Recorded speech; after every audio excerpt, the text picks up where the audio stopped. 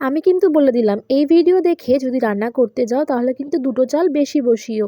দেখো এখানে আমি বেগুনটাকে মাঝখান থেকে ফালি করে তার মধ্যে থেকে দুটো দুটো করে ফালি দিয়ে কিন্তু আমি বেশ একটা বেগুনের 8টা মতো পিস করে নিয়েছি। আর সেগুলোকে নুন দিয়ে ভালো করে ছাকা তেলে একটু ভেজে নিই। আর 2 থেকে 4 মিনিট এরকমভাবে তেলে রাখলেই দেখবে বেগুনগুলো বেশ ভালো করে ভাজা হয়ে গেছে। এবার আমি এগুলোকে একটা আলাদা পাত্রে তুলে নিয়েছি। আর মিক্সার গ্রাইন্ডারের মধ্যে আদা, টমেটো আর কাঁচা লঙ্কা সঙ্গে জল দিয়ে একটা স্মুথ পেস্ট বানিয়ে নেবো। কড়াইতে আমি বেশ কিছুটা আবারও তেল দিয়ে দিয়েছি এলাচ, দারচিনি, লবঙ্গ আর তেজপাতা ফোড়ন, আর দিয়ে দিয়েছি কিন্তু ওই টমেটোর পেস্টটা দিয়ে খুব ভালো করে এবার কষিয়ে নেব।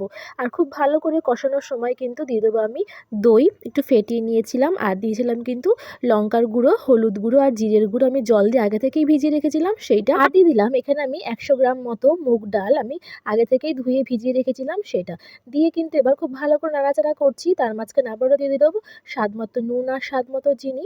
এইভাবেই 5 থেকে 7 মিনিট ভালো করে নাড়াচাড়া করার পর দেখতে পাবে মশলা দিয়ে কিন্তু তেল ছেড়ে গেছে। আর দেখো কালারটা কত সুন্দর লাগছে টমেটো দেওয়ার কারণে।